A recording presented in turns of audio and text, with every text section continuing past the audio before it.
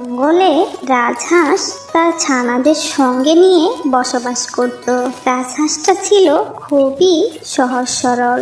সারাদিন তার ছানাদের নিয়ে খাবার সংগ্রহ করত, আর সন্ধ্যা হলে আম গাছের নিচে এসে থাকতো। আম গাছটায় সে বছর অনেক আম ধরেছিল, আর কিছু কিছু আম পেকেও গেছিল। সে রাতেই রাজহাঁস তার ছানাদের সঙ্গে নিয়ে ঘুমাচ্ছিল।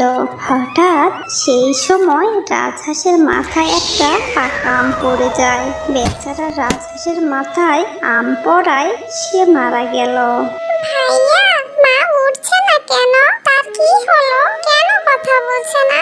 বোন, ওই আমটা মায়ের মাথার উপরে পড়ার কারণে মা আর দুনিয়াতে নেই। মা আমাদের ছেড়ে অনেক দূরে চলে গেছে।